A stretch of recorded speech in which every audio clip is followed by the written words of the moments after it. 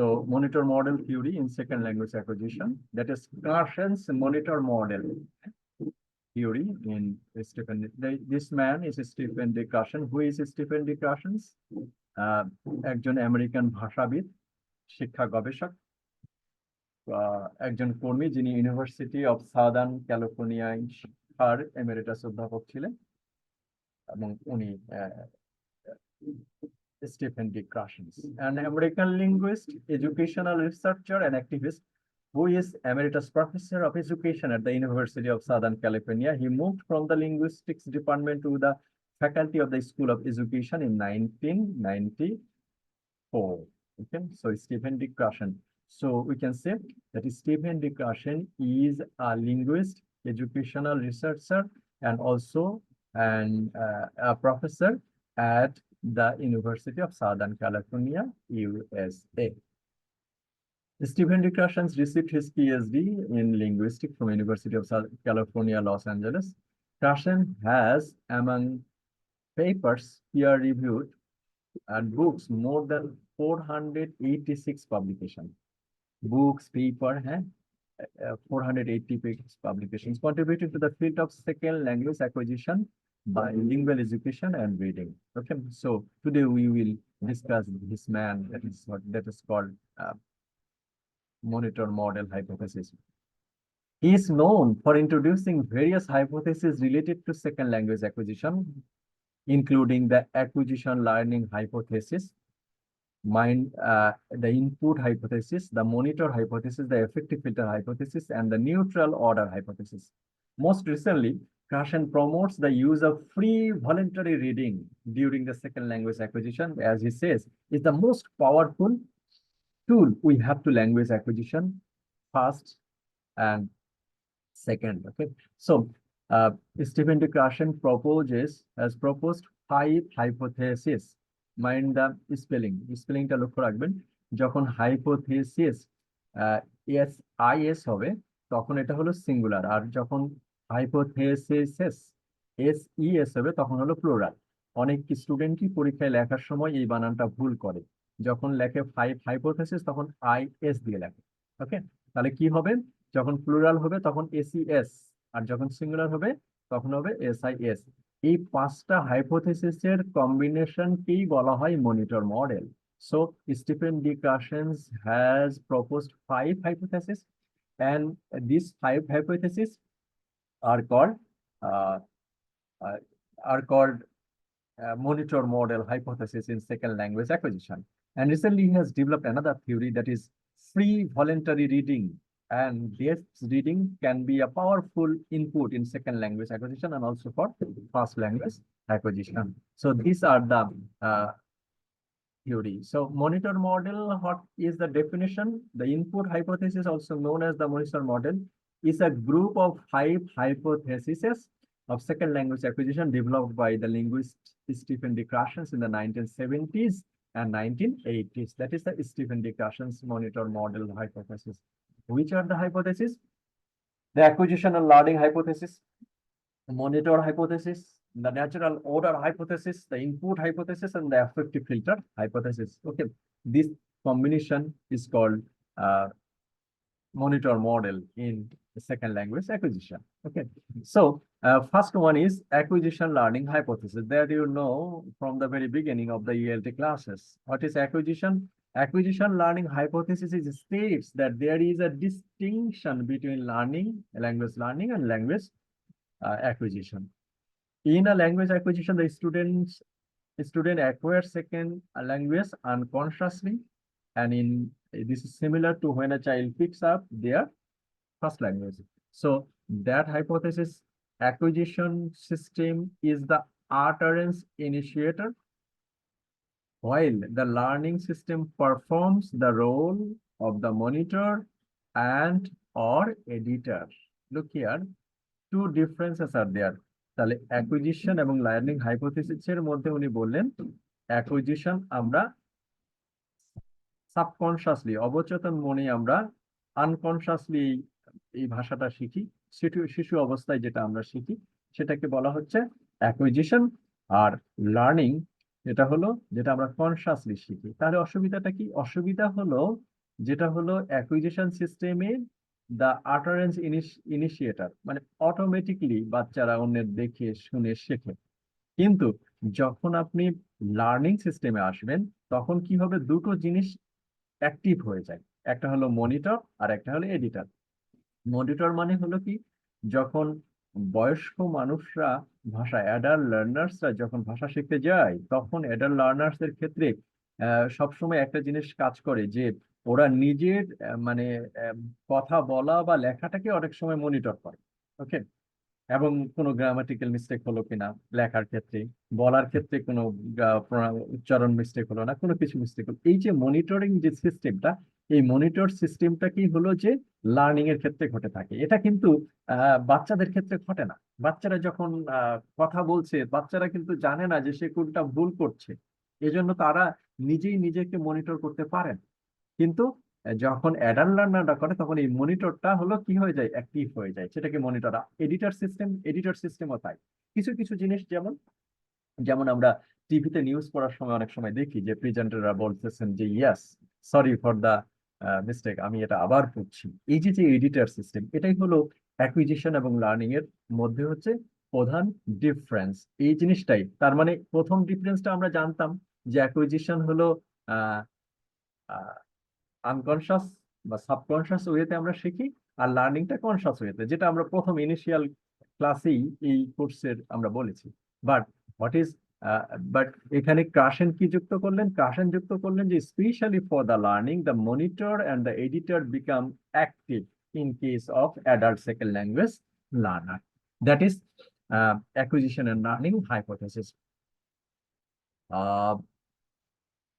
Applying the acquisition and learning hypothesis in the classroom, minimize explicit grammar, keep the acquisition or learning distinction in mind, and go light on explicit teaching and learning grammar, especially emphasize acquisition over learning.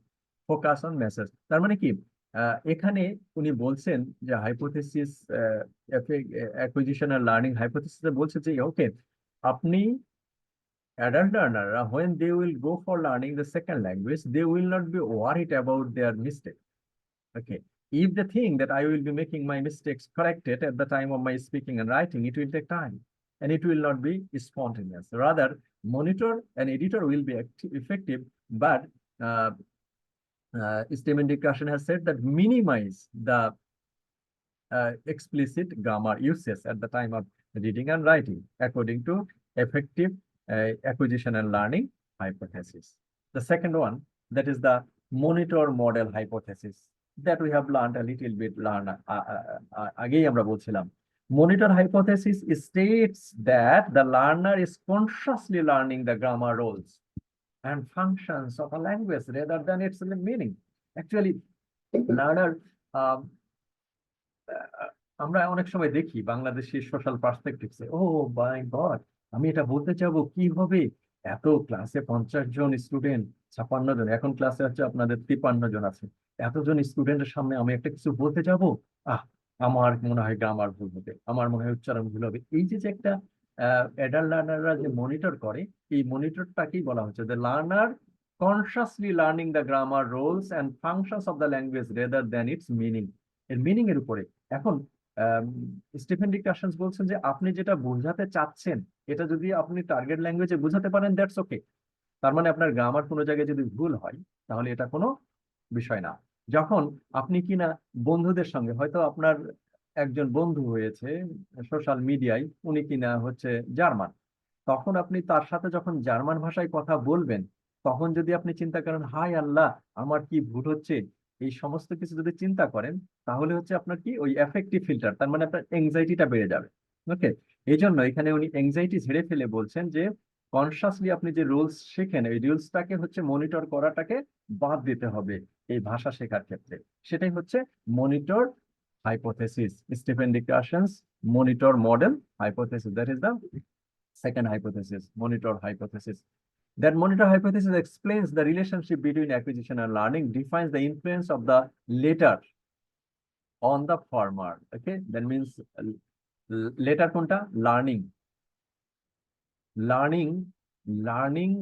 Learning এর ক্ষেত্রে যেটা হবে, যে learning অ্যাকুইজিশনের উপরে একটা effect ফেলে। এই জিনিসটাই বলা হচ্ছে মনিটর হাইপোথেসিস। কিভাবে? যেটা আমি বললাম যে সব সময় আপনার নিজের মধ্যে একটা বোধ কাজ করে যে আপনার মনে হয় লিখতে গিয়ে ভুল হবে, আমার মনে হয় বলতে গিয়ে ভুল হবে। এই যে বোধটা, এটাকেই বলা হচ্ছে monitor hypothesis. What is the example of monitor hypothesis? Monitor hypothesis is three types of user. They know many of the rules of English language. Yeah.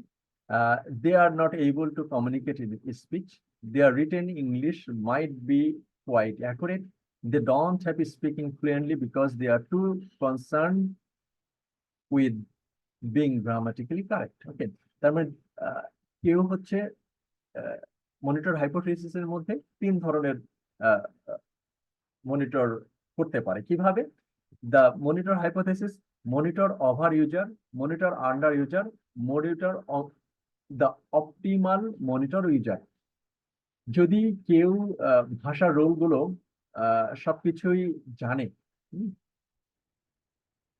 তখন উনি নিজের লেখা বা বলার ক্ষেত্রে উনি মনিটরটাকে এফেক্টিভ করতে পারেন।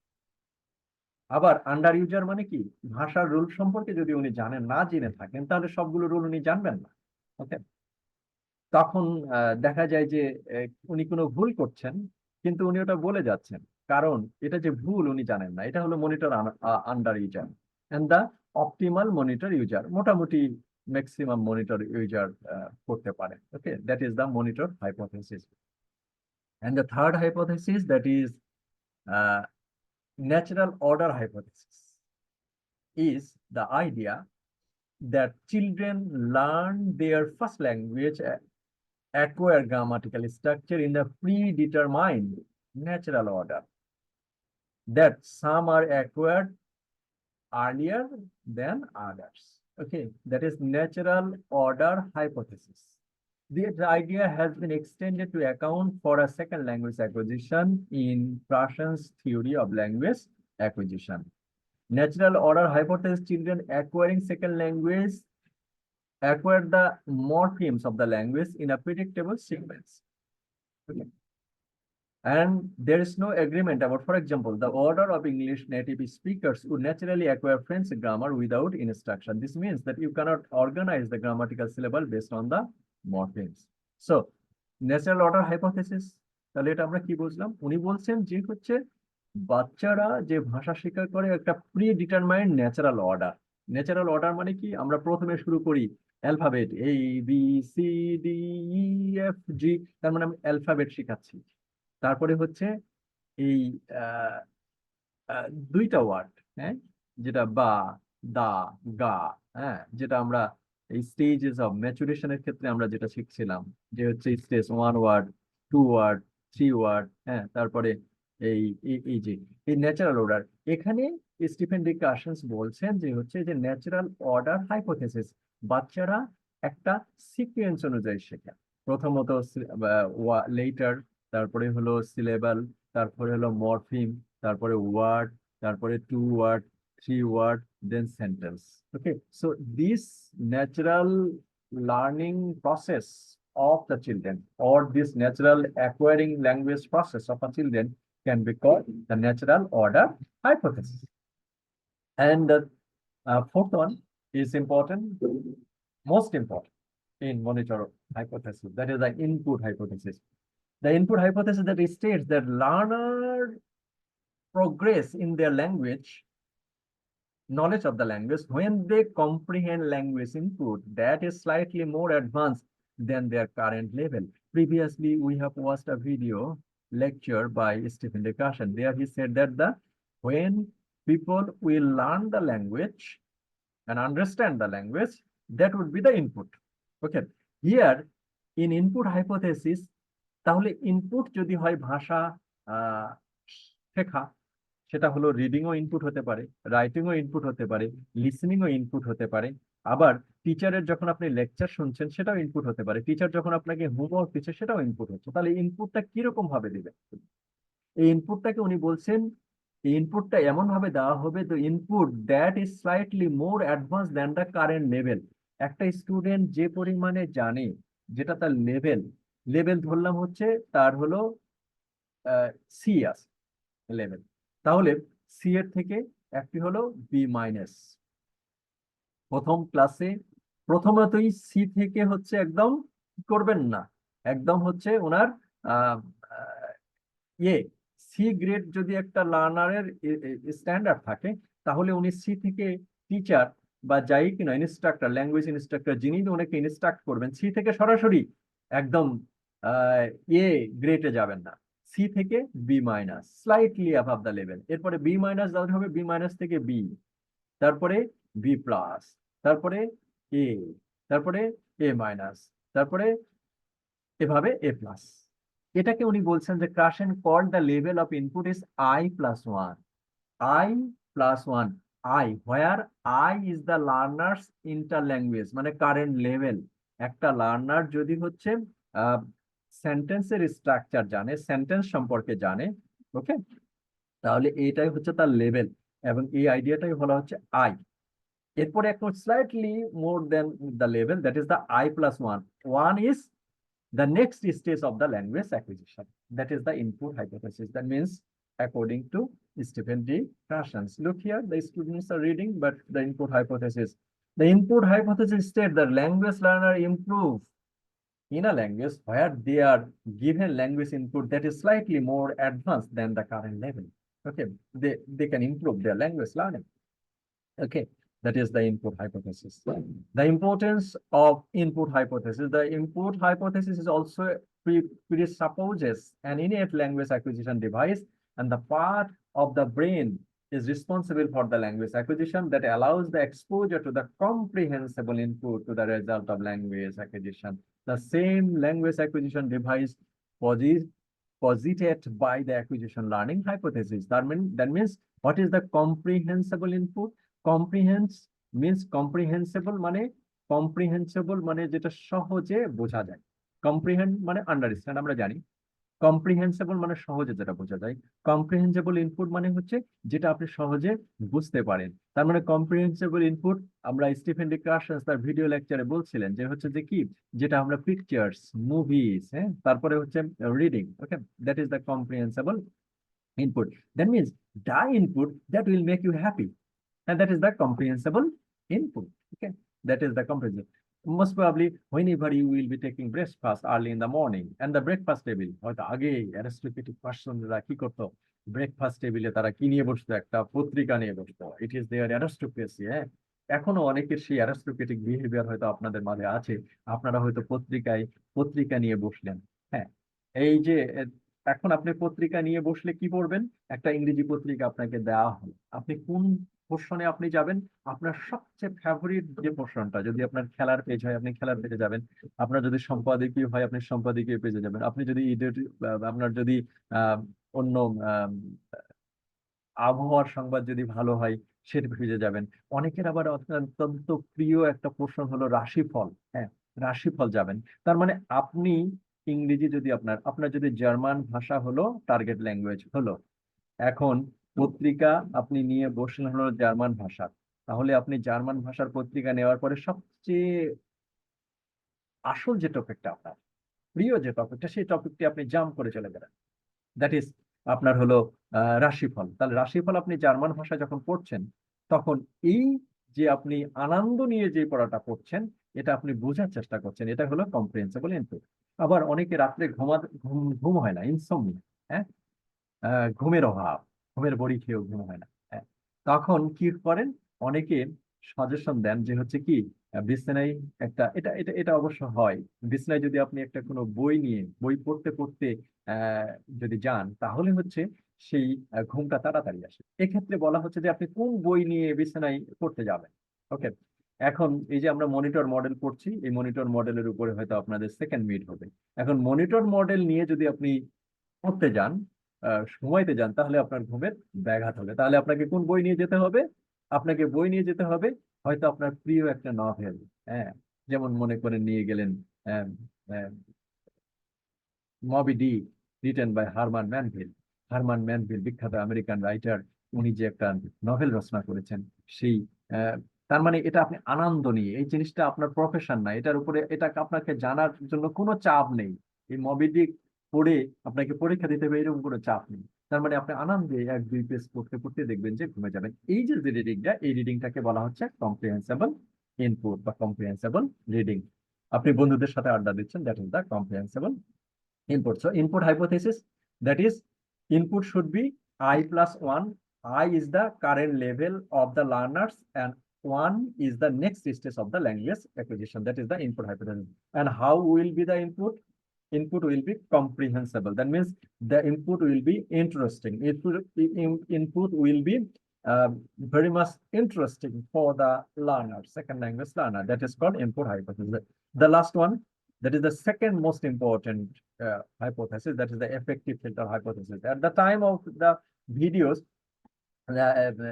Stephen D. Carson had been telling, that is language learning depends on motivation. Several factors will be there. Motivation will be there. Okay? Motivation, you have to have the motivation for the language. And second one, he said that anxiety.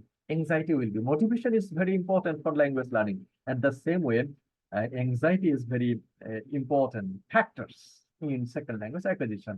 Affective filter hypothesis embodies Carson's view that a number of affective variables play a facilitative but non-casual role in the second language acquisition. Facilitative but non-casual. Facilitative means, that means motivation. Motivation, self-confident.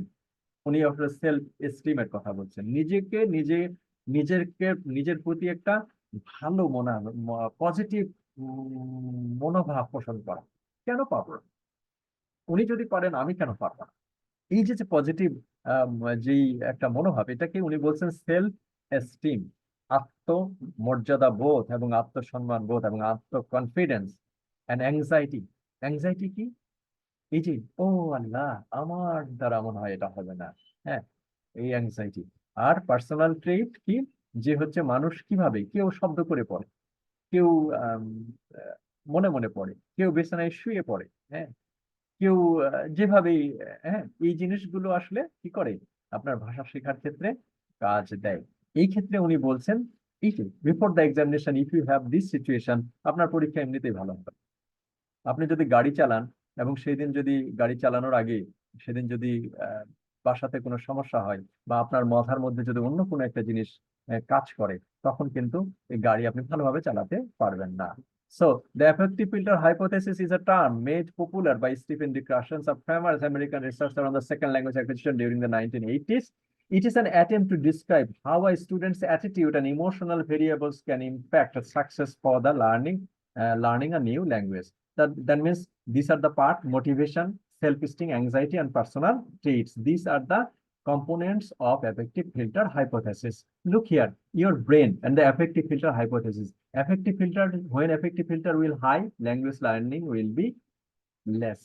When affective filter, উনি লেকচারে বলছেন আসলে zero anxiety will be there, কিন্তু আবার শেষে এসে বলছেন যে আমি আসলে জিরো এংজাইটির পক্ষে না। তার মানে যদি বাচ্চাকে বলে দেন যে কোনো পরীক্ষা নাই, কোনো কিছু নাই, কোনো কিছুই করা লাগবে না, হ্যাঁ, তার মানে তার পড়ালেখা হবে না। এই জন্য উনি একটু বলছেন যে আসলে জিরো এংজাইটির পক্ষে উনি না, minimum less anxiety will be there, but excessive anxiety will not be there. Excessive anxiety will bar the language learning, both for second language and the first language learner. Okay, so that is about Stephen D. Carson's monitor model. Okay, what is the limitation? There is a good effect. Actually, Chomsky and other, Stephen D. Carson's monitor model is an important monitor language learning theory nowadays. But how? Because the comprehensible inputs I plus 1, that are very important in case of second language, especially the comprehensible input. Okay, that is very important. And here, what are the limitation? Limitation, that means undefinable and ill-defined terms, unmotivated structure, and lack of empirical content. Empirical content, thus falsifiability and lack of explanatory power. Inner monetisation হলো ওনারকে মানে hypothesis. Hypothesis মানে কি? উনি অনুমান করেছেন। ওকে, আরেকটা কথা উনি বলছিলেন যে সাইলেন্ট পিরিয়ড। সাইলেন্ট পিরিয়ডটা কি? যেটা হলো যে উনি জাপানিজ শিক্ষার্থীদের, যে উনি যখন সাদার্ন ক্যালিফোর্নিয়াতে লিঙ্গুইস্টিক ডিপার্টমেন্টের ডিরেক্টর ছিলেন, তখন জাপানি শিশুদের হলো কি বলেছিলেন আহ আহ, ভাষা শেখাতেন, তাদেরকে বলতে বলেছিলেন বল, গুড মর্নিং, ওকে, হ্যালো, এগুলো অনেক কিছুই বলেনি বাচ্চারা। এরপরে 5 মাস পরে ওনাদেরকে হয়তো কার্টুন দেখতে দিলেন, অথবা ওই ওই ভাষাভাষী শিশুদের সাথে মিশলেন, ওকে, এবং এটার পরে 5 মাস পরে ওই বাচ্চা শিখে গেল, ওকে। এখন এটাকে উনি বলছেন সাইলেন্ট পিরিয়ড, ওকে, মানলাম। তাহলে আহ আমি যখন ভাষা শিখবো, ওকে, তাহলে আমার ক্ষেত্রে সাইলেন্ট পিরিয়ডটা কত হবে? এই এই প্রশ্নের উনি উত্তর কোনো দেন নাই। এই জন্য উনি বলছেন, আর এটা কি এমপিরিক্যাল রিসার্চ, এমপিরিক্যাল কন্টেন্ট মানে রিসার্চ কন্টেন্ট। যদি উনি পাইলট প্রজেক্ট করতেন, উনি যদি আহ, হয়তো 20 জন অ্যাডাল্ট লার্নারের উপরে, হ্যাঁ, যদি একটা গবেষণা করতেন, পাইলট প্রজেক্ট করতেন, যে এই 20 জন স্টুডেন্টকে আমি কম্প্রিহেন্সিবল ইনপুট দিব, কয়দিন, 1 মাস, 1 মাসের মধ্যে তারা কথা বলে কি না, ওকে, তাহলে তার সাইলেন্ট পিরিয়ডটা কত? হ্যাঁ, এই এই এটার উনি কোনো উত্তর দেন নাই। This are the limitations of Gaussian monitor model. Okay, so you will have